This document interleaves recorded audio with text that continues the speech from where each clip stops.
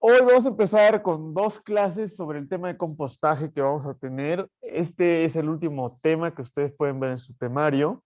Eh, Realmente es parte o va en conjunto con todo esto que hemos visto de pues, la infraestructura verde, que han sido las últimas 5 clases, creo, aproximadamente. Y pues vamos a ver qué es la composta, cómo se hace, cuál es la justificación, para qué sirve. Y la siguiente clase que es la que van a ver ustedes en video, vamos a ver eh, cómo se hace ciertos procesos industriales y a pequeña escala, y pues justamente cómo la podemos integrar en los edificios y en el entorno urbano, y qué rol tienen esa sustentabilidad de los edificios. También pues va a ser muy importante para mantener la salud de la infraestructura verde, que ya vimos que es fundamental planearla e implementarla en las ciudades. Y ya por último, el lunes vamos a ver una clase que realmente es extra, no viene como tal en el temario, aunque yo pienso que debería venir, que es la de las certificaciones sustentables, donde vamos a juntar todo lo que hemos visto en todo el semestre. Van a ver que pues, realmente pues, los elementos de las certificaciones sustentables pues, son todas y cada uno de esos temas, o la gran mayoría de los temas que hemos ido tratando a lo largo del semestre. Entonces, vamos a empezar ahora sí con el compostaje. Y lo primero es que vamos a recordar qué son los horizontes del suelo. Esto probablemente, o lo tengo que haber visto en geología, pero pues realmente se ve muy, muy brevemente. Entonces hay que recordar que el suelo tiene horizontes o tiene capas horizontales homogéneas y que esas capas horizontales pues van a tener ciertas características, cada capa en particular, ¿no? Entonces vamos a tener el horizonte O, que va a ser el más próximo a la superficie, que va a ser el orgánico, superficial, subsuelo, sustrato y el sustrato rocoso, o el lecho rocoso más bien. Como ingenieros civiles, por lo general nos centramos exclusivamente en el subsuelo, porque esta primera capa tiene la mayor cantidad de materia orgánica, y la materia orgánica modifica de manera poco previsible el comportamiento mecánico del suelo. Entonces, en geotecnia, pues, han estudiado ustedes extensivamente las características de este subsuelo. Pero en realidad la parte viva del suelo va a ser estos primeros horizontes, es donde están casi todas las raíces, toda la materia orgánica, toda la cadena trófica del suelo, y aquí es donde se está dando toda esa vida, todas esas plantas, todos esos animales que nos van a dar esos servicios ecológicos. Entonces, normalmente como ingenieros lo que hacemos pues es el despalme y el desmonte, que es justamente quitar estas dos capas. Pero pues vamos a hablar un poco en esta clase de esta sección del suelo. Eh, entonces, en esa sección del suelo es donde se va a dar esta cadena trófica del suelo, donde hay red de, a ver, una red de una gran cantidad de especies diferentes que están interactuando entre sí. Entonces, es el ecosistema del suelo, donde tenemos microorganismos, cosas tan pequeñas como una bacteria, y eh, macroorganismos como pueden ser topos, pájaros, etcétera. Y las plantas, obviamente. Entonces, las plantas reciben su energía del sol, crecen, generan biomasa, crean raíces y eventualmente ciertas hojas se secan y se caen. Entonces, pues ciertos animales y ciertos seres vivos se van a ir alimentando poco a poco y se van a ir alimentando los unos de los otros, y también sus residuos o sus cadáveres pues van a alimentar a otros elementos de la cadena trófica, y eso va a ser esta idea de la ecología, que dijimos que no hay residuos en la ecología, todo se está recirculando continuamente. Y esta recirculación o todos estos animales son los que permiten que estas plantas sean saludables y que crezcan adecuadamente. Entonces, si no hay esta cadena trófica, pues vamos a tener múltiples complicaciones para tener plantas saludables. Y por eso pues va a ser importante para los muros verdes, para las azoteas verdes y otros elementos de infraestructura verde, esta cadena trófica del suelo. Entonces tenemos varios elementos como los hongos, que van a ser filamentos, que se llama micelio, y van a ser unas redes de filamentos en todo el subsuelo, y son prácticamente los únicos que pueden deshacerse de la madera. La madera es muy, muy resistente y pues es complicado el deshacerse de esos elementos. Los nemátodos o gusanos o lombrices se dedican a hacer túneles en el suelo, entonces mezclan el suelo, diferentes capas del suelo, le dan porosidad y le dan lo que le llamamos estructura, y eso va a permitir que haya aireación del suelo y pues haya un adecuado movimiento de del agua dentro del suelo. Tenemos las bacterias que pues, van a almacenar nutrientes principalmente dentro de sus propios cuerpos y otros seres vivos como los protozoarios que se van a alimentar de esas bacterias y van a liberar esos nutrientes para que las plantas puedan utilizarlos. Y bueno, aparte de los gusanos, otros microartrópodos e insectos que son pues todos estos pequeños insectos que hay en el suelo. Si ustedes quitan una piedra en la tierra, pues van a ver toda esta variedad de animales. Y lo que están haciendo es justamente lo mismo que los gusanos, mezclar el suelo, estabilizar el suelo, etcétera.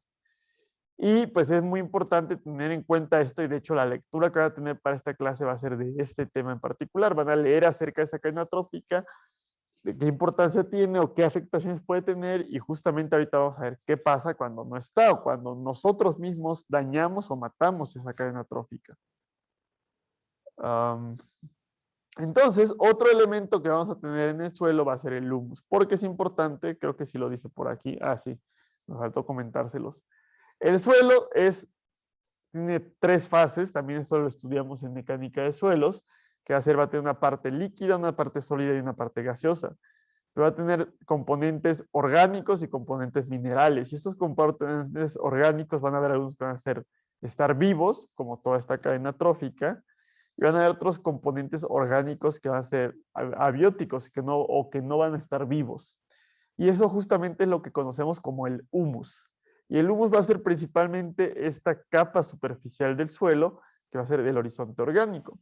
Entonces, conforme las hojas de las plantas van cayendo y se van descomponiendo y los cadáveres de los animales también se van descomponiendo, pues se va haciendo una capa oscura de tierra muy húmeda que va a ser esta parte superficial que le vamos a llamar el humus.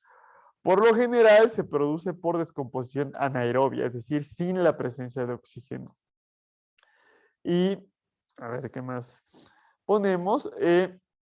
Pues va a ser el producto final de la descomposición, es decir, toda esa materia orgánica conforme se vaya descomponiendo, se va a volver dióxido de carbono que se va a liberar a la atmósfera, pero también va a quedar un remanente, y ese remanente, ese producto final va a ser el humus.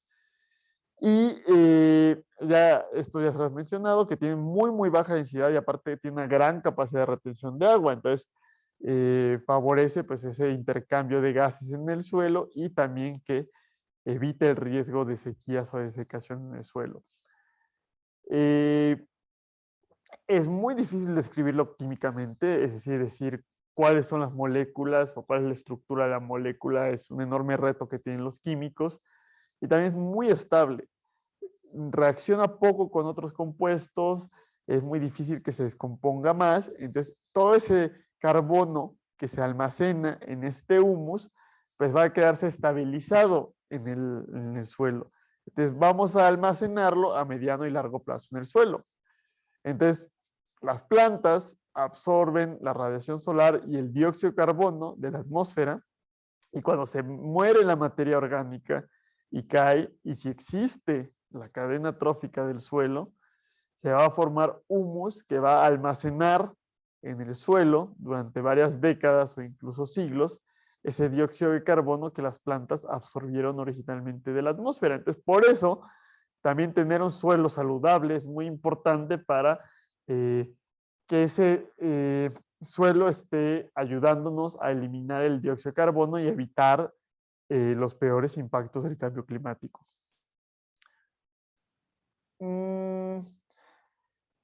Parte del suelo también pues va a haber arena, así como lo hemos visto en la granulometría de mecánica de suelos, pues hay arena, hay cierta grava y también va a haber mucha arcilla en el suelo. Y de hecho la arcilla nosotros la estudiamos principalmente como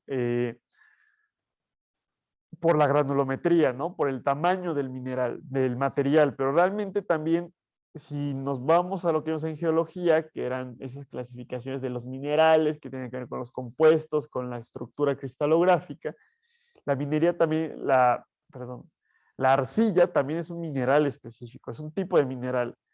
Y entonces este humus va a unirse con la arcilla, entonces no solamente vamos a tener en el suelo una parte orgánica que va a ser el humus y una parte inorgánica o de minerales que va a ser la arcilla, sino que se van a entrelazar o se van a conectar entre sí y aparte van a tener cierta cantidad de cargas negativas.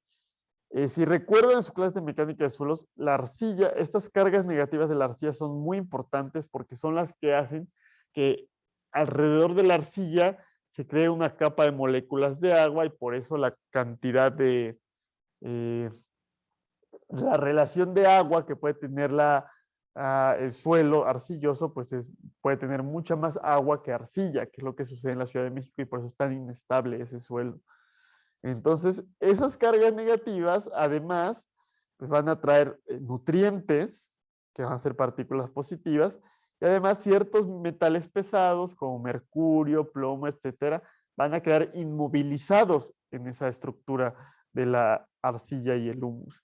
Y eso va a evitar que entren a la cadena trófica a través de los hongos, a través de las plantas y que después lleguemos a comerlos nosotros. Entonces también podemos mitigar un poco ese problema de los contaminantes persistentes y los metales pesados, teniendo una característica adecuada del suelo. El problema, pues justamente es lo que ya les comenté, que nosotros nos dedicamos a quitar esta capa superficial del suelo, que es la que tarda cientos de años y miles de años en formarse. Un centímetro de suelo pues puede tardar aproximadamente 1000 años en promedio, pero puede tardar bastante más también, depende del tipo de suelo. Entonces, tarda 1000 años en formarse un centímetro de suelo y nosotros pues en una semana nos dedicamos a retirar pues 15 centímetros, 30 centímetros de suelo, esa capa superficial. Y el problema es que esa capa superficial es la que le da la vida al suelo, es la que permite que las plantas crezcan en el suelo. Y si no existe, pues no puede haber vida en el suelo. Entonces, uno de los problemas principales a los que nos enfrentamos va a ser la erosión del suelo, que es justamente esto. No solamente sucede en la construcción, como ven, la construcción es una de las causas y bastante importantes, pero la deforestación y la agricultura intensiva también va a ser bastante importante. Y lo podemos ver aquí. Llueve y pues como ya no tiene retención este suelo, como le hemos quitado esa estructura buena que tenía, el agua se va a llevar todos esos sedimentos y entonces estamos perdiendo cada que llueve una capa de esa parte superficial. En un suelo saludable esto no sucedería. Esto es porque el suelo está degradado, porque le exigimos demasiado al suelo con esta agricultura industrial o porque quitamos la capa superficial mediante la construcción, porque no hay cubierta de plantas, es decir, habían árboles y los quitamos y quedó el suelo desnudo. Entonces, a nivel mundial, estamos perdiendo esa capa superficial del suelo. Fue parte de lo que mencionaba la lectura que tuvieron del panel de biodiversidad y servicios ecológicos. Entonces, estamos perdiendo toda esa materia orgánica, estamos perdiendo ese almacenamiento de carbono, fertilidad, se está desertificando el suelo. Y pues es bastante grave, ¿no? Bastante grave porque nuestra vida depende del suelo. Si no hay un suelo adecuado, no podemos cultivar nada y si no podemos cultivar nada, pues nos morimos de hambre. Además, eso es por parte de la agricultura, pero también la infraestructura verde depende de las plantas que hay ahí. Si está erosionado el suelo, todos esos beneficios de la infraestructura verde, todos esos servicios ecológicos no se van a presentar. El problema de la agricultura es que tradicionalmente lo que se hace en la agricultura es la labranza, que es justamente mezclar el suelo antes de que se vaya a hacer la siembra, mezclamos el suelo y hacemos los surcos. Eso es bueno a corto plazo porque se airea el suelo, se mejora la permeabilidad, es control biológico porque disminuimos la cantidad de hierba mala que pueda crecer y aumentamos rápidamente la actividad microbiana, es decir, esta cadena trófica. Pero a largo plazo favorecemos que pueda haber una mayor erosión porque es más fácil que se vaya estos nutrientes o esta parte orgánica. Entonces ya en la actualidad, y obviamente va más allá del alcance de este curso y más allá incluso del alcance de lo que muchas veces podemos nuestro conocimiento básico de ingenieros civiles nos permite, pero podemos nosotros ampliar nuestros horizontes estudiando también otras cosas. Pero en la actualidad se propone hacer labranza cero, es decir, agricultura donde justamente no se haga labranza, y de hecho en la próxima clase les voy a dar un pequeño ejemplo con mi imagen. También se le llama labranza de conservación o siembra directa para evitar este problema de la erosión en la agricultura. Y de hecho, originalmente, muchas comunidades indígenas o antes de muchos eventos de colonización, es decir, en la época prehispánica, pues el tipo de agricultura pues era con labranza cero. La labranza en la agricultura fue inventada en Europa, en la Edad Media, y pues es algo que en la actualidad se aplica en casi todo el mundo. Entonces, no sé si tengan alguna duda de cómo funciona más o menos esa estructura del suelo, los horizontes, la importancia de esa cadena trófica, qué es el humus y cuál es el problema de la erosión del suelo.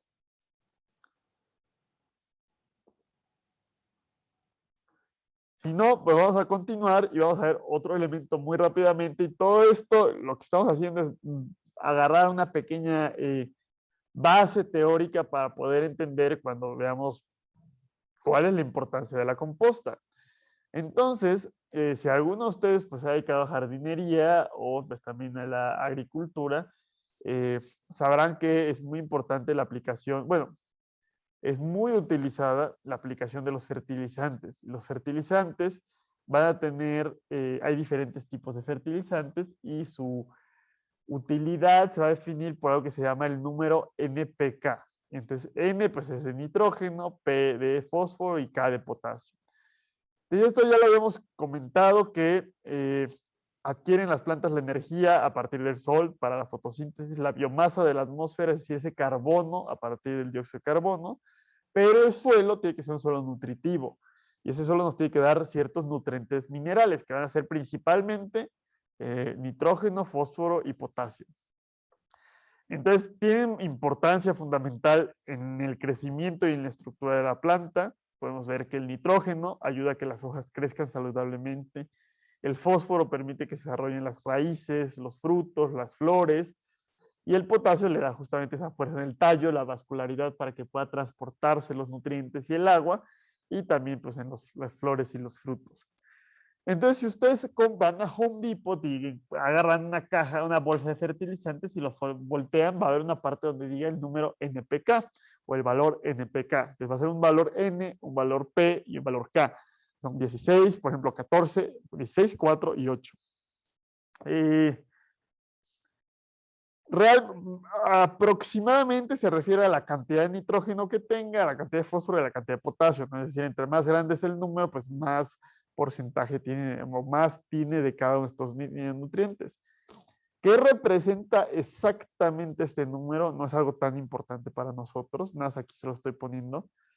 Realmente, en vez de hablar de cuánto nitrógeno como tal hay, cuánto nitrógeno atómico, se refiere al compuesto más común que va a tener ese elemento. Por ejemplo, puede ser amoníaco o ion amonio o nitratos o nitritos, por ejemplo. Y entonces este número es el porcentaje, ya perdí el curso, este número es el porcentaje de ese nutriente. Pero bueno, les digo, lo más importante es saber que entre más grande es el número, pues más tiene de ese elemento. La mayoría de estos fertilizantes son de origen fósil o mineral. Es decir, vamos a pues, una cantera donde hay pues, algún tipo de mineral rico en potasio y pues, lo quitamos y lo pulverizamos y ahí está el nutriente, el fertilizante. O la mayoría, 90 y tantos por ciento del nitrógeno que obtenemos para fertilizantes es con una reacción química que obtiene ese fertilizante de la atmósfera. Y pues eso, o pues también, y para requiere mucha energía esa reacción química y necesitamos utilizar combustibles fósiles. Es parte de esa reacción química. Entonces, pues, al utilizar fertilizantes estamos utilizando combustibles fósiles. Entonces, también, pues, la agricultura tiene un impacto importante, sobre todo la agricultura intensiva, porque tiene un fuerte uso de fertilizantes. aparte del reto o riesgo o contaminación de eutrofización que está asociado a los fertilizantes. Entonces ahorita retomamos esto de los fertilizantes. Ahora sí, como tal, ¿qué es la composta? La mayoría de ustedes fueron, supongo que a la planta de composta, entonces me gustaría que alguno de ustedes me dijera justamente qué entienden por composta o sí, o sea, cómo definirían ustedes la composta. Si no me falla la memoria, son materiales orgánicos seleccionados, porque no se pueden todos, en los que por etapas se van colocando en ciertas áreas, ¿no? No recuerdo qué organismos se empleaban, pero cada cierto tiempo los tenían que estar como mezclando con una maquinaria y los iban pasando de área en área. Tienen que Sí, estar al aire libre estos y a cierto espaciado y pues sirve para procesar desechos y después a sí, jardines de la misma escuela. sí, sí, gracias, Y ya. Donatiu. Justamente, ya nos hablaste un poco del origen de la composta y del proceso de realización de la composta. Creo que se le fue el internet. Ah, creí que había sido yo. ¿A mí o me escuchan?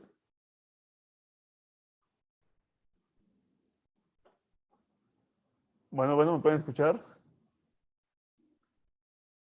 Uy, ¿me pueden escuchar?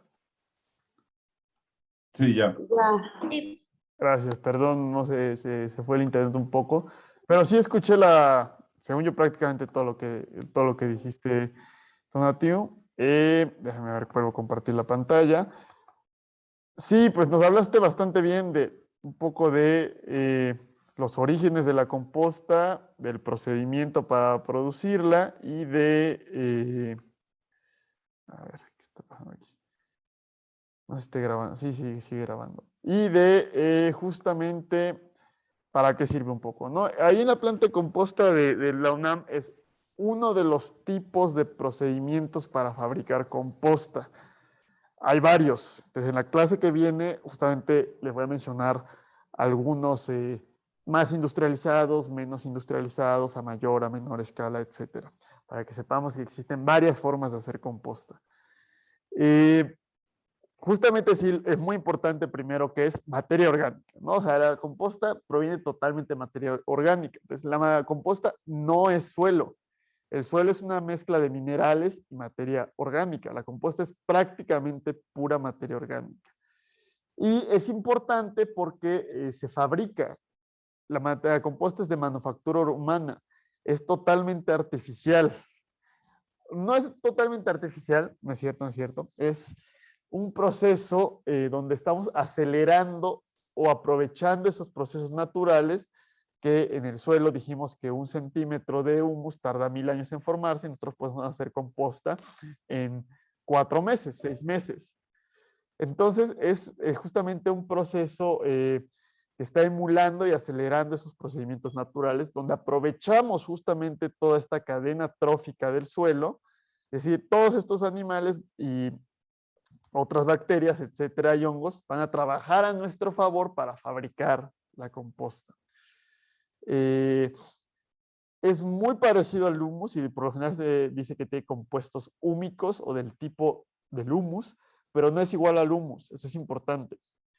El humus se genera principalmente de manera anaerobia y la composta, una de sus características más importantes es que se produce aeróbicamente, es decir, en presencia de oxígeno. Y como justamente estamos utilizando esa red trófica del suelo para fabricar la composta, pues tiene una enorme cantidad de micro y mesoorganismos. No es algo nuevo, es algo que tiene haciéndose miles de años, o sea, prácticamente desde que surgió la agricultura, pues se hace el compostaje. Y lo importante es que justamente, o sea, sí, o sea, en un entorno agrícola es muy fácil o es importante hacerla porque hay muchos residuos de los cultivos, de animales, etcétera, y pues eso se puede compostar fácilmente. Lo que se ha empezado a hacer más bien recientemente es aprovechar la composta o crear composta en contextos urbanos. Y justamente es lo que nos decía Tonatiuh. Es una forma de procesar los residuos orgánicos. Tradicionalmente, pues los residuos orgánicos pues se iban al relleno sanitario, y eso ya lo habíamos comentado hace algunas clases cuando nos preguntó Isis que en un relleno sanitario se descomponen esos compuestos, pero como no hay oxígeno, se descomponen en metano, y el metano tiene un gran potencial de calentamiento de efecto invernadero. Pero en la naturaleza las cosas se deberían descomponer en dióxido de carbono. Entonces, pues, al hacer composta, ganamos varias cosas. Llenamos más lentamente los residuos sanitarios, los rellenos sanitarios, porque no le estamos metiendo cosas que no tienen por qué estar así. Son más estables los rellenos sanitarios porque no tienen un gas que está a presión en el interior que puede generar fallas en las geomembranas. Disminuimos ese potencial de calentamiento global al generar dióxido de carbono en vez de generar metano. Reducimos las emisiones porque en vez de mover los residuos orgánicos de la ciudad al relleno sanitario que está a varios kilómetros de distancia, podemos hacer la composta dentro de la misma ciudad. Y aparte la composta, por otro lado, pues va a ser un fertilizante y un mejorador de suelos. Y dijimos que no es igual al humus, pero puede funcionar como un sustituto de humus. Entonces nosotros podemos fabricar suelo mezclando este subsuelo que tiene componente mineral con composta para generar unos horizontes O y A artificiales y agregar toda esa materia orgánica, todos esos compuestos húmicos y esa cadena trófica del suelo que le quitamos con estas actividades que están erosionando el suelo.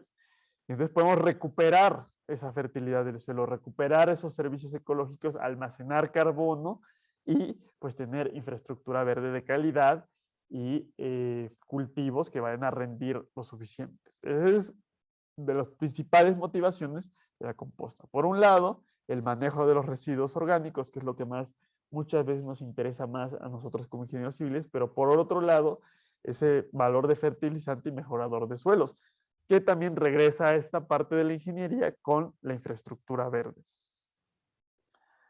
Entonces, pues justamente les estoy diciendo aquí que es un fertilizante, que se utiliza como fertilizante, pero en realidad es un fertilizante o en realidad cumple con estas características de los fertilizantes y resulta que no. Si ustedes vieran cuál es el valor NPK de la composta, va a tener un valor muy, muy bajo comparado con esto. Porque pues la composta, y eso es aunque mantenga casi todos los nutrientes de la materia prima, pero aún así funciona como fertilizante y es un poco contradictorio o raro que tenga un valor NPK muy bajo, pero aún así sea mejor que muchos fertilizantes. Te resulta que los fertilizantes industriales y fósiles son altamente solubles. Entonces yo pongo mi fertilizante, riego mis plantas y póngale que un 5% es aprovechado por la planta y el restante se lava con el agua. Se va al subsuelo o se va a los escurrimientos superficiales y ahí el fertilizante, el nitrógeno, el fósforo, el potasio van a generar eutrofización. Entonces, yo puedo echar mucho fertilizante, pero lo que realmente van a aprovechar las plantas es muy, muy bajo.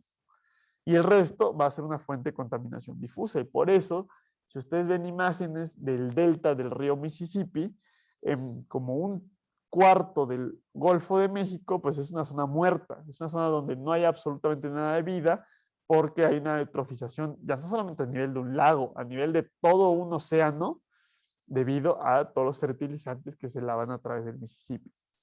Por el contrario, la composta pues va a almacenar sus nutrientes en los microorganismos, es decir, pues, los nutrientes están aquí dentro de la bacteria, dentro de los protozoarios, y además van a estar en esa carga negativa, en esa capacidad de intercambio catiónico de los minerales de arcilla y del humus.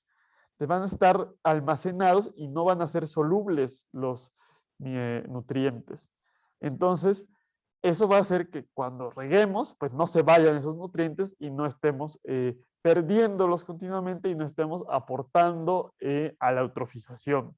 Ahí va un beneficio. Y el otro beneficio es que el fertilizante tiene ya el compuesto mineral específico que la raíz de la planta puede absorber directamente. Entonces, por eso sí, cuando yo pongo fertilizante al suelo, la planta se ve el beneficio inmediatamente. Pero al hacer un cortocircuito, y es lo que estoy haciendo, un cortocircuito en la cadena trófica del suelo, en vez de favorecer toda esta circulación lenta de todos los minerales y todos los nutrientes, lo único que estoy haciendo es ponerle aquí el nutriente a la planta y la planta lo toma. Entonces, si ya lo está tomando sin necesitar a todo esto, pues todo esto se va a morir.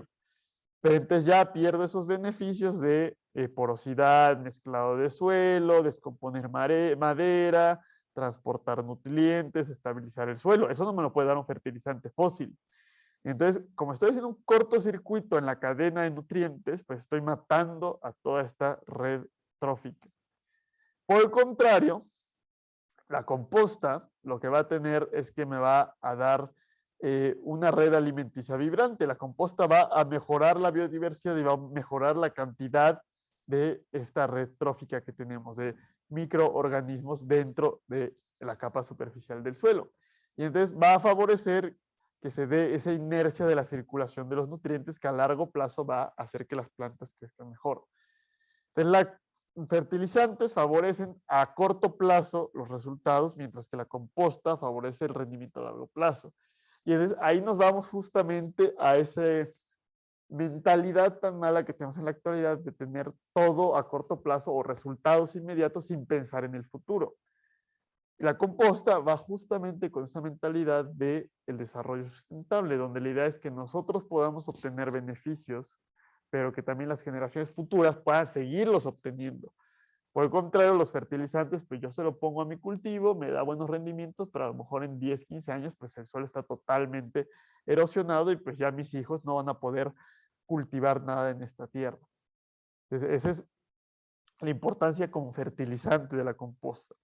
Como mejorador de suelos, pues ya les dije, es un sustituto de este horizonte A que pudimos haber retirado.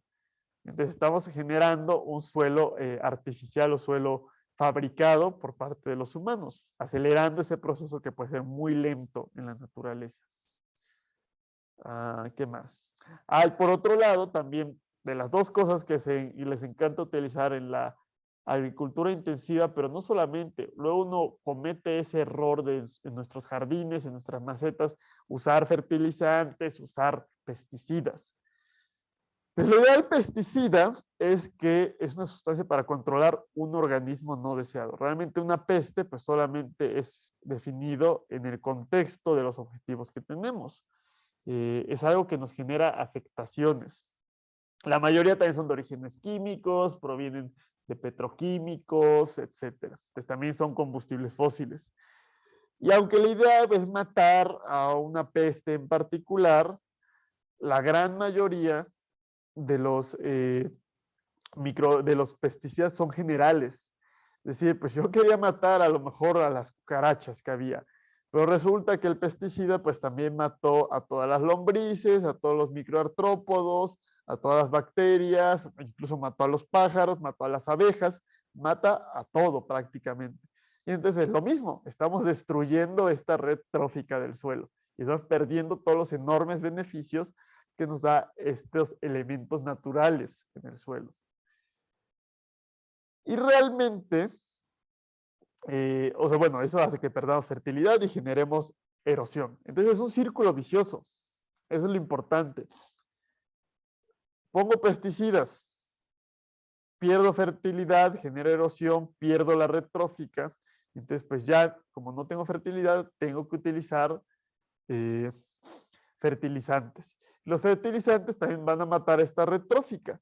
Y por lo general hay un balance entre los organismos benéficos y las pestes. Si ustedes van al bosque, pues no van a ver, o sea, en el bosque también hay ratas, también hay cucarachas, también hay todo ese tipo de animales que suelen ser malos para nosotros. Pero pues en el bosque, en los bosques naturales, pues hay un balance en el ecosistema. Entonces, al poner el fertilizante, rompo el balance del ecosistema, empiezan a crecer las pestes y entonces tengo que usar pesticidas. Y al usar los pesticidas, pues rompo el balance de la red trófica, entonces tengo que utilizar fertilizante.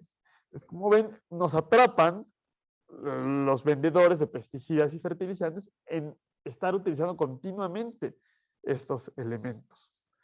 La composta, por el contrario, puede ayudar a restablecer ese balance. Entonces, la composta me va a ayudar a largo plazo a favorecer la circulación de nutrientes, va a generar un balance en el ecosistema, lo que va a disminuir la preponderancia de las pestes y también va a requerir que casi no necesite pesticidas.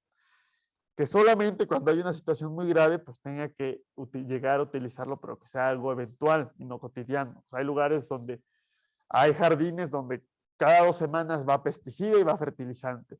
O cultivos, cada 2 meses, cada 3 meses que hay un nuevo cultivo, va pesticida y fertilizante. Entonces, la idea aquí es que fuera cada cierto tiempo, pues más bien composta, y el pesticida fuera cada 3 años que hubo una plaga. Y aún así hay pesticidas orgánicos o pesticidas naturales. Entonces, esa es la importancia por la que la composta pues, nos puede ayudar a romper ese círculo vicioso. Y como ya comentamos, parte muy importante de la composta va a ser esta red trófica. La composta favorece que se fortalezca y se diversifique esta red trófica. Entonces vamos a tener ciertos microorganismos importantes en la composta y que nos van a ayudar a realizar la composta. Entonces, esto es algo muy parecido también a lo que los que hayan llevado tratamiento de aguas residuales, que el agua residual trae sus propios microorganismos y los microorganismos son los que tratan el agua residual. Aquí, los residuos orgánicos, desde la cáscara de plátano, va a traer ciertos microorganismos, ciertas bacterias que van a descomponer ellos mismos la materia orgánica. Entonces, la composta únicamente es favorecer a esos microorganismos. Y van a ser microorganismos muy similares a los que hay en la red trófica del suelo. Vamos a tener bacterias, hongos y otros como protozoarios y rotíferos. Entonces, los protozoarios y los rotíferos son pues estas que son más grandes, como amibas, etcétera, que se comen a las bacterias y luego las lombrices se comen a los protozoarios. Entonces, ya dijimos que los hongos son muy importantes porque componen la materia orgánica más compleja como la madera. Es decir, si no hubiera hongos, pues yo no podría poner madera en mi composta. Pero si yo pongo madera, aunque va a tardar un rato, se va a descomponer eventualmente gracias a los hongos. También hay otro tipo de bacterias que son como que un punto intermedio entre bacterias y hongos que se llaman los actinomicetos. Y bueno, los protozoarios, pues es un nivel más alto en esa cadena, ¿no? O sea, van comiéndose a las bacterias y a los hongos y van recirculando los nutrientes. Y cuando se muere el protozoario, la bacteria se come a esos restos del protozoario. Y aquí va a haber algo muy importante. Hay varios tipos de bacterias que va a ser de acuerdo a la temperatura en la que se encuentran con un mayor desarrollo o una mayor actividad. Entonces, la mayoría de los seres vivos tenemos una temperatura ideal y más abajo de esa temperatura o baja nuestra actividad o nos morimos y también lo sucede más arriba. Entonces van a haber unas bacterias que les vamos a llamar bacterias mesófilas, que son bacterias que van a estar activas a temperatura ambiente, es decir, 15, 20, 25 grados y van a estar actuando constantemente. Si yo dejo una naranja pues durante 3 semanas en mi cocina, pues eventualmente se va a descomponer por acción de las bacterias y por acción de los hongos. Esa capa verde o blanca que se ve afuera de la bacteria realmente es el hongo de la penicilina con el que se obtiene esa medicina. Y es el que está descomponiendo eso. Porque son mesófilos, a temperatura ambiente descomponen. Por otro lado, vamos a tener las bacterias termófilas, que a temperatura ambiente están dormidas. Y cuando empieza a aumentar la temperatura, es decir, 40, 50, 60 grados, van a despertar estas bacterias termófilas y van a empezar a comer, a alimentarse, a crecer y a reproducirse. Lo curioso, vamos a ver que la composta es un proceso que aprovecha usualmente a estas bacterias termófilas. La composta genera calor. Pero por lo general el suelo, los residuos orgánicos están a temperatura ambiente, pero aún así existen bacterias termófilas en el suelo y en todos los residuos orgánicos. Es un poco raro, pues es algo que se dedican los biólogos a investigar, pues de dónde salen esos organismos termófilos si la mayoría del tiempo están inactivos. Pero el chiste es que yo no tengo que agregárselos por lo general a mi composta, sino que ahí están y simplemente cuando empieza a subir la temperatura, por sí solo se van a activar y van a consumir frenéticamente la materia orgánica. Entonces, pues justamente la idea es aprovechar el trabajo o la labor de miles de millones de microorganismos para que vayan desensamblando la materia orgánica, estos residuos orgánicos, y lo conviertan en algo que va a tener otra utilidad, ¿no? Entonces, eso como una actividad de microganadería donde pues los animales que estoy aprovechando pues miden micrómetros, ¿no? Y justamente pues es darles las condiciones adecuadas a estos microorganismos para que puedan trabajar con la mayor eficiencia posible. Ese es esencialmente el proceso del compostaje. No solamente son importantes los microorganismos, también la mesofauna, es decir, animales pues ya un poco más grandes, como gusanos, lombrices, incluso pájaros, también pueden ser importantes. El asunto es que, ahorita vamos a verlo, pero hay una etapa de la composta que es la etapa termófila, o es la etapa caliente. Y a 40 grados, pues las lombrices se mueren, o a 40 grados, pues el pájaro no se va a poder parar ahí. Pero fuera de esa etapa termófila, pues se van a acercar estos animales a la composta a alimentarse de lo que encuentren. Y es algo bastante importante porque, por ejemplo, un pájaro pues va a ir a 2 kilómetros a el suelo, va a alimentarse una lombriz y en el suelo va a haber esporas de hongos. Y esas esporas se van a pegar a las patas del pájaro. Entonces, cuando el pájaro vuele y llegue a nuestra composta, y se pare sobre la composta para alimentarse de un gusano que haya en la composta, pues esas esporas que quedaron en la pata del pájaro se van a quedar pegadas a la composta y los hongos se van a empezar a reproducir. Entonces, esos animales más grandes nos permiten aumentar la diversidad porque van a transportar entre diferentes lugares y van a traer mayor cantidad de microorganismos a nuestra composta. Aún así, sí hay ciertas especies que podrían llegar a aparecer en la composta y las consideramos como pestes porque pueden ser vectores o generan malos olores, etcétera, como cucarachas, ratas, moscas. Entonces, hay que tomar medidas para evitarlas. Eso sí, si hay eso en nuestra composta, pues no es bueno. Y en ciertos lugares del país, bueno, del mundo, pero también tenemos ese problema en el país, o sea, en diferentes regiones del país hay zorros, en otras regiones hay mapaches, incluso hay osos más hacia el norte del país. Entonces, tienen estos animales un olfato muy fuerte, entonces muy bien desarrollado, entonces pueden llegar a verse atraídos por la composta que todavía no está madura. Y pues estos animales en particular son muy buenos en abrir contenedores, en romper rejas, etcétera. Entonces, pues sobre todo cuando tenemos zorros, mapaches u osos, pues hay que limitar el uso de la carne para evitar atraerlos, ¿no? Porque puede pues generar daños y pues generar afectaciones. Entonces, ¿ustedes tienen alguna duda de lo que hemos visto hasta el momento?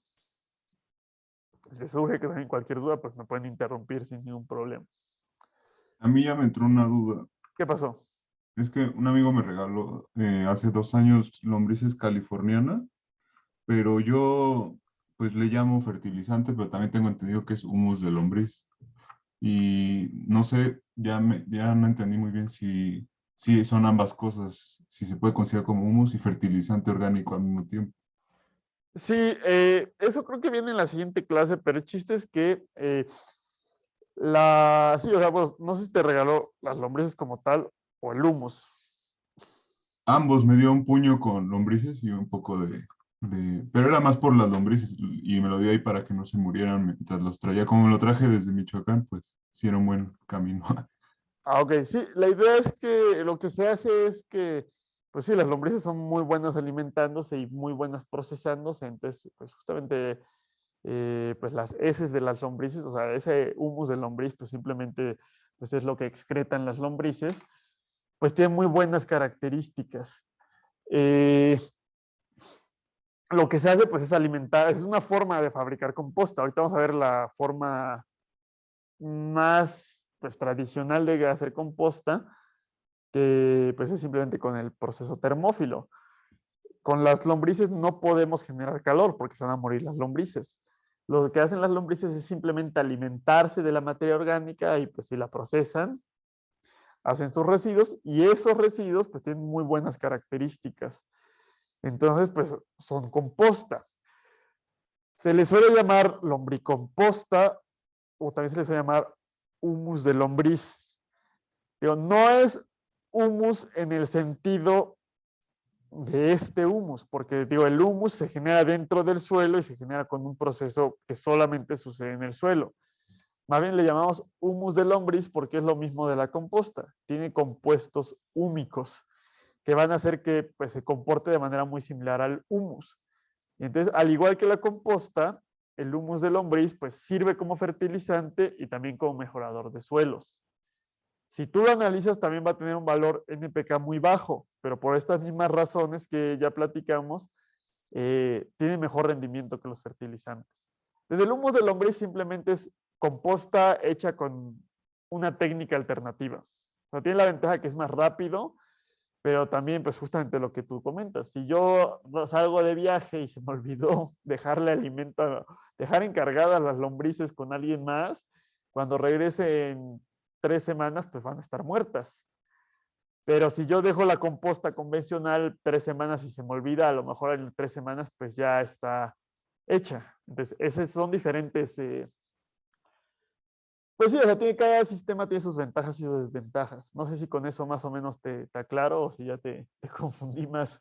No, sí, bastante claro, de hecho. Y es que sí es curioso porque he escuchado que le llaman de las tres maneras, pero no, sí son más resistentes. De hecho, pues han sido pocas desde lo de la pandemia. De las veces que me he ido, por ejemplo, ahora me pienso ir 3 semanas y les dejo, para dar una idea, uso como compostera 2 hieleras del Oxxo, de Unicel.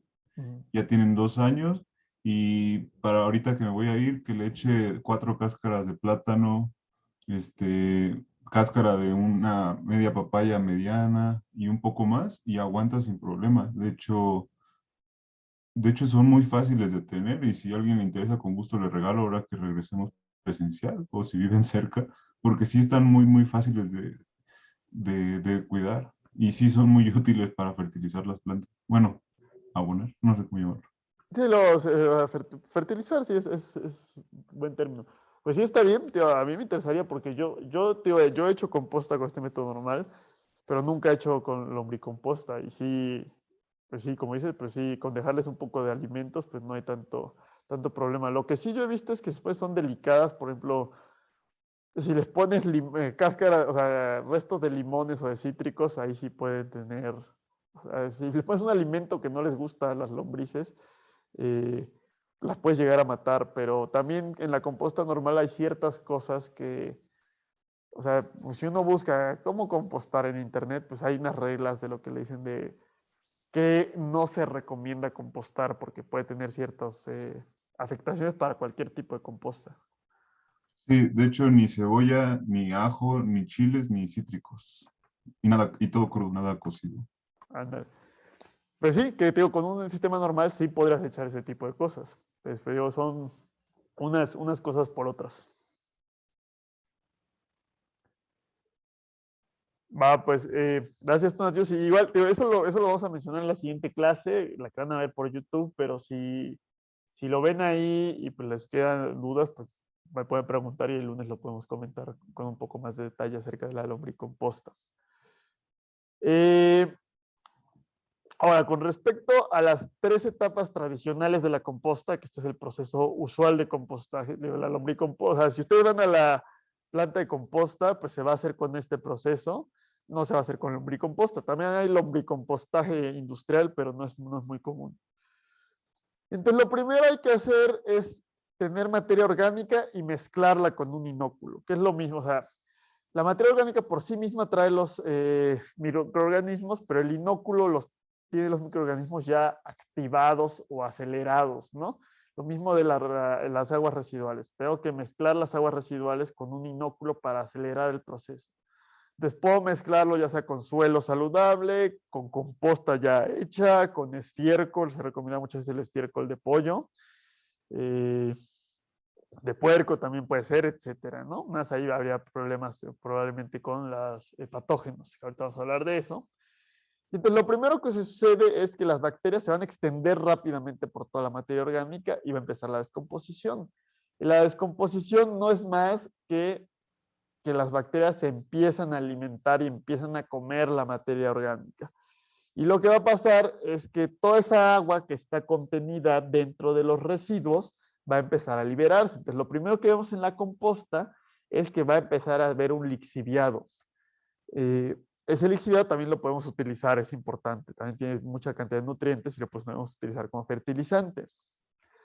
También van a empezar, no solamente va a descomponerse la materia por medio de esa alimentación de las bacterias, sino que muchos compuestos orgánicos se van a empezar a oxidar y las moléculas más complejas se van a empezar a partir en cosas más sencillas. Y eso va a hacer que cada vez aumente más la porosidad del material y eso va a hacer que haya más área superficial para que haya actividad de los microorganismos. Eventualmente crece mucho, mucho ese metabolismo y el metabolismo siempre genera calor y empieza a subir, a subir, a subir la temperatura de la composta. Llega un momento en que empezamos a pasar los 25 grados y los organismos mesófilos ya no les gusta esa temperatura, entonces empieza a disminuir su actividad, pero a esa temperatura los termófilos empiezan a despertar. Entonces, pues justamente los termófilos despiertan y retoman esa alimentación y siguen aumentando la temperatura. Entonces, de hecho, si no controlamos la temperatura de la composta, podemos alcanzar temperaturas mayores a 65 grados. Entonces, incluso puede ser riesgoso en una composta muy caliente llegar a tocarla.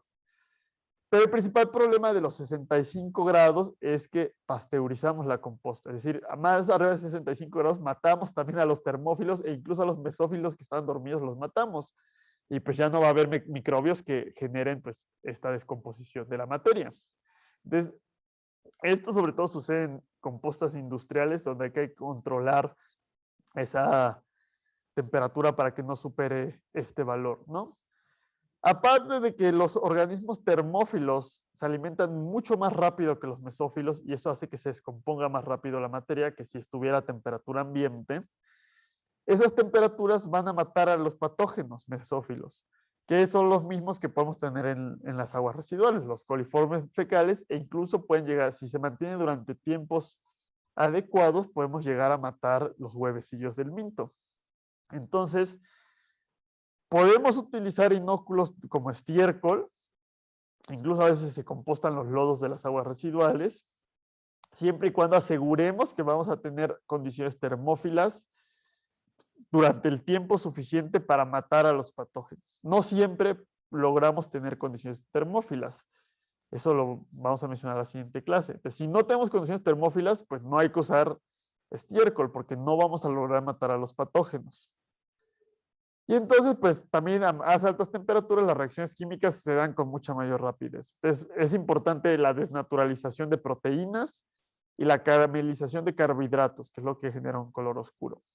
Es justamente la misma reacción que se da cuando yo tengo azúcar en un sartén y la quemo, o quemo la leche para hacer cajeta y se oscurece, o incluso cuando ustedes tienen harina cruda que es muy clara y la meten al horno y se genera el pan y el pan se oscurece, es el mismo tipo de reacción que se genera en la composta y por eso la composta se oscurece. Es uno de los resultados del compostaje. Entonces, como ven, sobre todo en lugares donde hay menores temperaturas, y digo, cuando tenemos un volumen considerable de composta, pues si yo saco una pala de composta, pues puede salir vapor de esa composta, puede estar bastante caliente. De hecho, van a leer por ahí, no sé si para esto o para la siguiente clase, una forma de obtener agua caliente a través de la composta, que es una solución bastante interesante. Eventualmente, pues se van a acabar los alimentos o pues, se van a inmovilizar en estas estructuras de compuestos húmicos. Y eso va a hacer que ya no haya que puedan comer los microorganismos, entonces empieza a disminuir la actividad metabólica y la temperatura empieza a bajar poco a poco. Ya baja la temperatura, los termófilos se vuelven a dormir y vuelven a entrar hongos, bacterias y la mesofauna, como dijimos, lombrices, microartrópodos e incluso pájaros. y ellos van a terminar de descomponerla, es decir, van a hacer este proceso de humificación, donde la composta va a madurar. Aquí todavía no está madura la composta, va a madurar y va a adquirir esa característica tan estable que nos va a ayudar a poder utilizarlo como fertilizante y como mejorador de suelos. Es muy importante este proceso de maduración. Muchas veces cuando se intentan hacer procesos de compostaje acelerados, se salta este proceso. Pero la composta inmadura puede tener fitotoxinas. Las fitotoxinas son compuestos tóxicos para las plantas. Entonces, una de las pruebas básicas para saber la maduración de la composta es hacer la prueba de germinación. Desde tan solo si ustedes abren su composta y pues ven una plantita creciendo, pues ya pasó la prueba de germinación, pero si no, toman un pedazo de composta, pues le ponen un frijolito, y si el frijolito germina, pues quiere decir que la composta pues ya está lista. Por lo general, no vamos a usar en una maceta la composta pura, hay que mezclarla con suelo, con arena, para hacer pues este horizonte A, que realmente no es pura materia orgánica, es materia orgánica más minerales, y para hacer por aquí el consorcio con arcilla. Pero para la prueba de germinación sí utilizamos usamos composta pura. Entonces aquí tenemos unas fotos más o menos de cómo es ese proceso de compostaje, que se puede realizar en aproximadamente unos 6 meses, no es tan rápido, pues decimos que la lombricomposta sí es bastante más rápida. Entonces empezamos con materia orgánica, residuos orgánicos, residuos de cocina y residuos de jardín, los mezclamos y eventualmente se van a empezar a descomponer. Sobre todo la descomposición más rápida se va a lograr si hacemos esta etapa termófila. Pero para que esté madura tiene que verse así. Es decir, podemos saber que la composta está madura, cuando ya no puedo distinguir los compuestos originales, cuando ya no puedo decir, mira, esto parece que es todavía como que una cáscara de plátano. Cuando ya solamente veo este compuesto muy oscuro, muy poroso, muy poco denso, que parece tierra, pues la composta ya está lista, y más si todavía aprueba esa prueba de germinación. Entonces, más o menos así se ve la composta madura. Vamos a ver cómo nos queda un poco. Vamos viendo. Entonces, digo, no siempre es posible tener compostaje termófilo. El compostaje termófilo va a hacer que podamos tener composta de manera rápida, matar patógenos y que tenga muy buena estructura. Pero es importante que haya oxígeno. Entonces tiene que haber un tamaño de partícula pequeño para que pueda haber área superficial suficiente. Pero si es demasiado pequeño, pues ya no va a haber porosidad. Y si no hay porosidad, no hay difusión de aire y no hay oxígeno. Entonces tiene que haber un tamaño de partícula pequeño, pero no tan pequeño, para que pueda haber difusión de oxígeno. Tiene que haber humedad adecuada, porque las bacterias únicamente pueden alimentarse y crecer en el agua, pero por lo general es el agua, la humedad que está sobre las partículas, sobre estos pequeños residuos orgánicos. No quiere decir que tengan que estar en un charco de agua. Entonces, por eso solamente es un contenido de humedad entre el 40 y el 60%. Si tenemos demasiada humedad, vamos a ocupar todos los poros y se vuelve anaerobio. Y si tenemos muy poca humedad, pues no van a sobrevivir las bacterias. Además, va a haber una mezcla de nutrientes adecuada, que es la mezcla carbono-nitrógeno, que ahorita hablamos de eso, que eso es sobre todo importante para este compostaje termófilo. Para otras técnicas como la lombricomposta no es muy importante esto. Más bien hay que ver lo que no se puede poner. Tiene que haber suficientes microorganismos, entonces un buen inóculo. Hay que estar mezclando continuamente para que la temperatura sea adecuada en todos lados. Y como ven, pues son bastantes requisitos, y rara vez, salvo en los lugares industriales, pues se van a medir estas características. En la mayoría de los casos, pues es un arte, ¿no? El tener ese conocimiento intuitivo de las características adecuadas de los residuos orgánicos y de ese monitoreo para saber que realmente está dándose a cabo un proceso adecuado. Eso solamente lo puede dar pues la experiencia práctica de hacerlo varias veces. La ventaja del proceso termófilo es que no genera malos olores. O sea, ese es uno de los mitos de la composta, es que va a oler mal, pero si se hace un compostaje totalmente termófilo, no va a haber malos olores. No tendrá uno por qué darse cuenta que hay composta. Cuando no se alcanzan temperaturas tan altas, sí puede haber ciertos olores. No son olores de descomposición, es el el amoníaco, el gas amoníaco que se está liberando, pero aún así no genera malos olores, no es como si estuviera pudriendo algo, no tiene ese olor la composta. Y además, pues, esta composta humeante, pues, no va a atraer ni a moscas, ni a cucarachas, ni a ratas, etcétera. Es decir, un buen compostaje termófilo nos resuelve ese problema de plagas y de otros animales. Tampoco un oso no se va a acercar a un lugar donde hay una composta caliente. Entonces, eso es lo que requerimos para tener compostaje termófilo. Hay compostajes que no son termófilos y la próxima clase los vamos a mencionar. ¿Cómo podemos descomponer la materia? ¿O qué pasa cuando se descompone la materia orgánica? Entonces entra pues, la materia prima, entra oxígeno y el resultado va a ser principalmente calor, dióxido de carbono, agua y pues la materia orgánica estabilizada, que va a ser los compuestos húmicos o la composta terminada. Entonces la mayoría del agua se va a perder por evaporación, pero sobre todo si es una composta dentro del contenedor, que yo creo que lo vamos a mencionar en la clase siguiente, podemos tener problemas de exceso de humedad. En la lombricomposta es importante tener drenes y de hecho también se obtiene un té, lo que llaman té de lombriz o té de composta, que también es un buen fertilizante. Pero es importante porque si no aumenta esta cantidad de humedad y ya pues volvemos a condiciones anaerobias. Cuando terminamos el proceso, lo primero que va a pasar es que vamos a perder una cantidad importante de volumen y de peso, y la mayoría de eso va a ser agua que se evaporó y CO2 que liberamos. De la composta tiene una menor densidad, y bueno, esto ya lo mencionamos de cuando se termina, y dependiendo del tipo de composta puede hacerse desde en 2 semanas o incluso puede tardar más de un año. Eso va a depender de los objetivos que tengamos. Entonces, al descomponerse se libera dióxido de carbono. Entonces, ahí hay una pregunta que uno podría hacer de, bueno, entonces si estamos liberando dióxido de carbono, al hacer composta estamos favoreciendo el cambio climático, ¿no? Estamos generando emisiones de gases de efecto invernadero. Pero por eso les digo que es importante el pensamiento de ciclo de vida. Esta composta, este compostaje hay que compararlo en contraposición a la alternativa. Y la alternativa es el relleno sanitario. Y en el relleno sanitario, en vez de generar CO2, vamos a generar metano. Y el metano va a generar mucho más calentamiento global. Entonces, comparado con la alternativa tradicional, pues la composta reduce las emisiones de gases de efecto invernadero. Aparte que por ahí está lo que había mencionado del dióxido de carbono biogénico. Es decir, de cualquier manera la materia orgánica se descompone, eso es algo natural. Entonces podemos considerar que este CO2 no es antropogénico, sino que es biogénico. Si fuéramos más estrictos, pues podríamos sí querer tomarlo en cuenta, ¿no? Pero pues sí, en la huella de carbono podríamos quitar ese dióxido de carbono. Además, pues no todo el carbono se va a liberar aquí, sino que parte va a quedar en la composta terminada y eso lo vamos a regresar a la tierra, lo vamos a regresar a los nutrientes y se va a almacenar de manera estable en el suelo. Entonces, compostar reduce nuestra huella de carbono, personal, como institución, etcétera.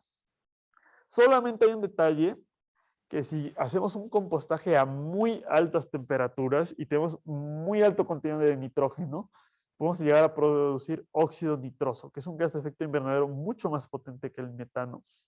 El CO2 tiene un potencial de 1, el metano 25 o 28, ahí cambia dependiendo de ciertas características, y el óxido nitroso tiene 312.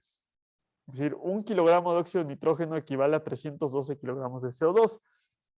Entonces tiene muy alto potencial. Aún así, aunque se genere una pequeña cantidad de óxido de nitrógeno, suele ser menor el potencial total de efecto invernadero del compostaje comparado contra un relleno sanitario.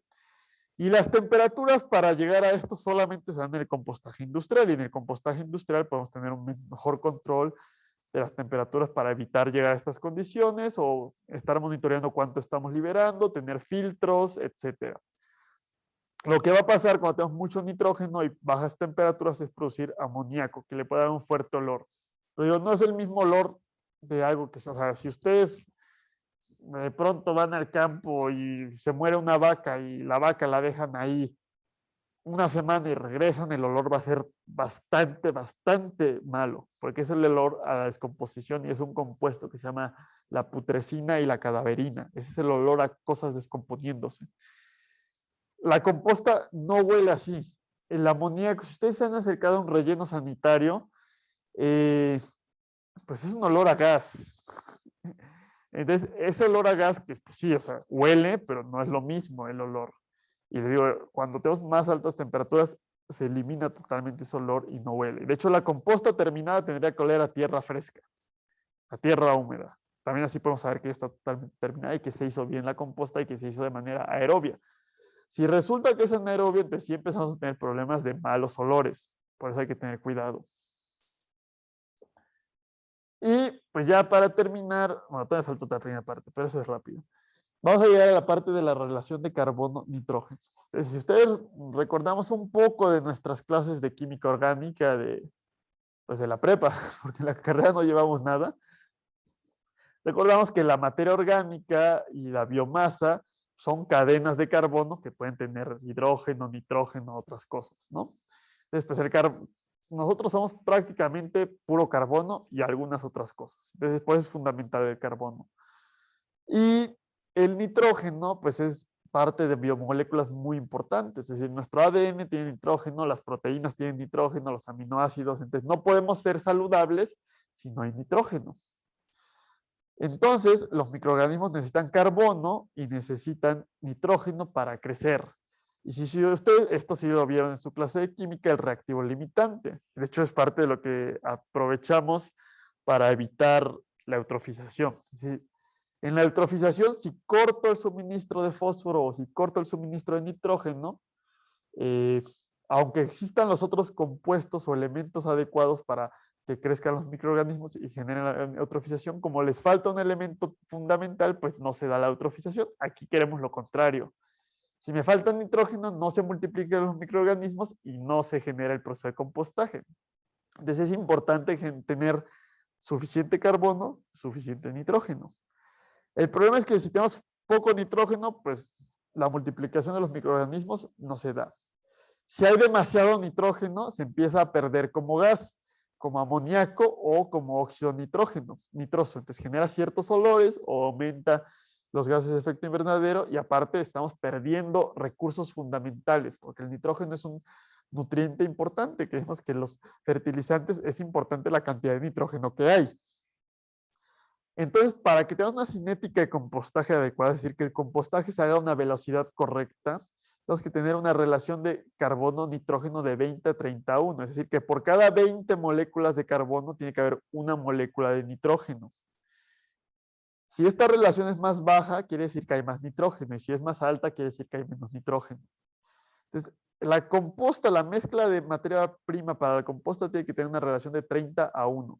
Y al terminar el compostaje, la relación va a ser de 15 a 1. Es decir, aumenta la cantidad de nitrógeno. Bueno, más bien disminuye la cantidad de carbono porque gran parte se pierde como CO2. Entonces, pues es importante tomar materiales altos en carbono y materiales altos en nitrógeno. Y aquí vienen algunos ejemplos.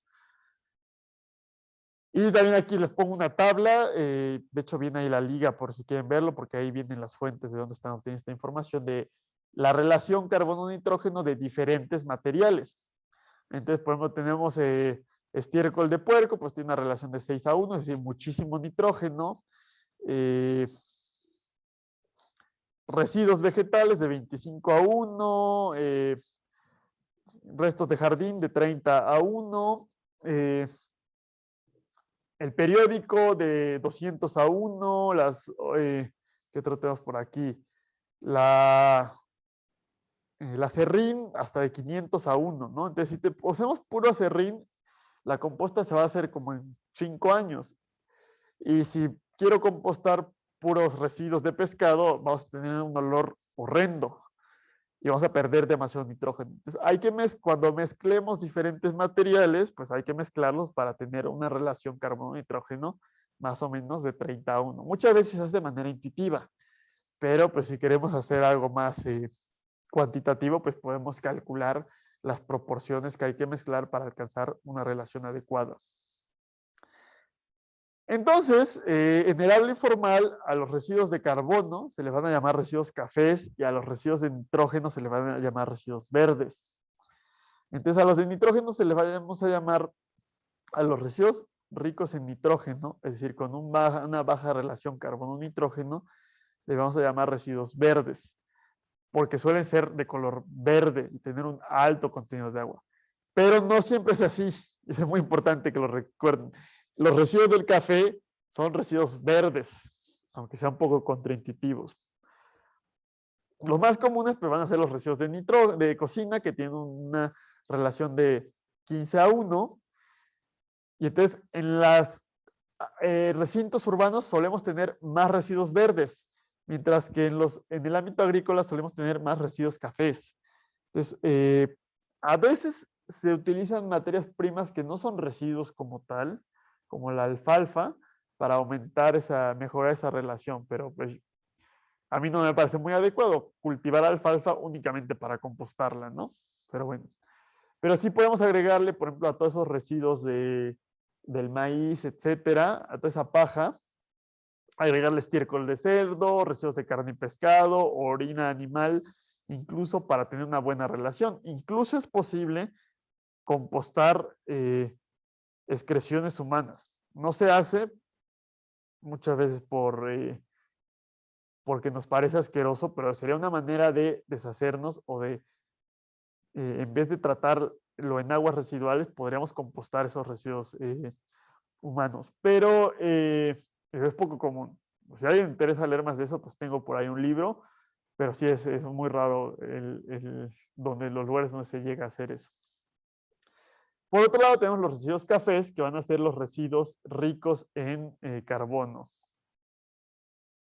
Sí, para heces de perros ya se hace. Nos dice Isis que para heces de perro hay algunos sistemas. Ahorita llegamos a eso. Es la siguiente diapositiva porque ahí hay un pequeño detalle. Los residuos cafés tienen un alto contenido de carbono. Suelen tener bajo contenido en agua y suelen ser de color café. Tenemos, por ejemplo, hojas, pero por ejemplo, también las hojas verdes, pues siguen siendo residuos cafés. Entonces, son verdes, pero son residuos cafés. Hay que tener cuidado con eso. Podemos con poner un poquito de acerrín, podemos desbalancear la composta. Entonces, hay que tener cuidado. Pero, por ejemplo, en los recintos urbanos donde... ya no puedo. ¿Qué pasó? Ahí está. En los recintos urbanos donde hay muchos residuos de cocina y vamos a tener una composta con demasiado nitrógeno, lo puedo mezclar con cartón, con un poco de cartón, no demasiado, para tener una relación ideal. El residuo perfecto para el compostaje es la paja de establo, que tiene una mezcla de estiércol de caballo y paja y va a tener prácticamente la relación carbono-nitrógeno de 30:1. Por eso, pues esa se composta por sí sola. Y los hongos que tienen que crecer en la composta, como los champiñones, pues lo hacen en paja de establo. Bueno, esto ya lo mencionamos aquí. Tiene aquí ustedes pues también un resumen de algunos materiales que suelen clasificarse como cafés y como verdes, ¿no? Entonces tienen la tabla y también tienen algo más intuitivo. Y ya por último, pues vamos allá a los materiales usualmente no compostados. Si ustedes buscan en internet, ¿qué materiales no puedo compostar? Y luego se los dicen casi como de ley de te vas a morir si compostas estos materiales, pero no es tan cierto. Por lo general se recomienda no compostar productos animales como grasa, carnes y lácteos. Se descomponen muy rápido, pero generan olores fuertes. Entonces, pues si hay... Yo, por ejemplo, sí los composto, pero porque es una composta en contenedor, donde no es algo que esté abierto y donde puedan llegar muchas moscas. También ya hablamos de mapaches zorros y osos, ¿no? Los huesos también se pueden compostar y se van a descomponer por los ácidos que liberan los hongos, pero van a tardar varios años. Las cenizas de carbón, pues ustedes hacen la carnita asada comúnmente. El carbón, pues, como tal, se puede llegar a utilizar la ceniza, pero poco para cuidar el pH y la salinidad. Y las briquetas que ahora venden a veces tienen hidrocarburos. Eso idealmente pues no habría que utilizarlo para preparar alimentos, pero bueno, a veces existe, a veces para las chimeneas también. Entonces hay que tener cuidado que sean briquetas totalmente naturales. Plantas enfermas, porque si no tenemos las temperaturas adecuadas podemos transmitir esas enfermedades. Pelo de mascotas se puede compostar, pero el pelo tarda bastante en deshacerse. También el pelo de humano se puede deshacer. Pero pues hay que tener cuidado que no tenga tratamiento reciente contra pulgas. Por ejemplo, del pelo de humano, pues que no sea pelo que haya sido pintado, que tenga tinte. Residuos que tengan pesticidas también no es adecuado compostarlo. Las heces de mascotas, que es lo que nos comentaba Isis. Se pueden compostar las heces de los perros, pero hay que tener cuidado porque en una casa difícilmente vamos a alcanzar 45 o 50 grados para matar patógenos. Entonces, la composta resultante no la vamos a poder utilizar en un huerto donde estemos preparando, cultivando alimentos. Podríamos utilizarlas para para floricultura, es decir, para flores, para cosas de ornato, pero hay que tener cuidado con esos patógenos. Por otro lado, los gatos sí no podemos compostar, eso sí es un definitivo no, porque los gatos llevan una bacteria que genera una enfermedad que se llama toxoplasmosis, que es letal. Por eso hay que tener cuidado con la higiene de los gatos. Si ustedes vieron, por ejemplo, la película de Trainspotting, de hecho, la mujer que encuentran, creo que como una semana después, se muere, tenía como 20 gatos, se muere de toxoplasmosis, ¿no? Entonces, si ustedes tienen contacto continuo con heces de gatos, pues hay que tener muy buena higiene de lavarse las manos porque sí puede haber. Y obviamente, si sus gatos los llevan al veterinario continuamente, pues no hay tanto riesgo, pero pues aún así, esto sí hay que tener mucho cuidado con las heces de gatos. Con las de perro, los perros no transmiten toxoplasmosis, los hurones, otras cosas no, solamente los gatos. Y también pues los malos olores que hay que tener cuidado en el compostaje. Hay que usar un sistema de compostaje adecuado. Las excreciones humanas no se suele hacer por motivos sanitarios, pero sí se puede hacer. Muchas de estas pues no solemos hacerlos, pero sí se puede en ciertas condiciones. Solamente ciertas plantas como el nogal negro pues sí son fitotóxicos. Las hojas de pino hay que tener cuidado porque son demasiado ácidas. Entonces habría que usar un tipo de compostaje que sea en un entorno ácido o balancearlo, a lo mejor con cenizas de carbón para que, porque a las plantas no les gusta el suelo ácido. De hecho, pues el pino lo que hace en los bosques, si ustedes van a un bosque donde hay pinos, por lo general en el suelo no hay otras plantas, porque el pino mata al resto de las plantas con la alta acidez que tiene. El plástico biodegradable realmente no es biodegradable, pues solamente se hacen microplásticos más rápido, entonces no lo meten en su compuesta.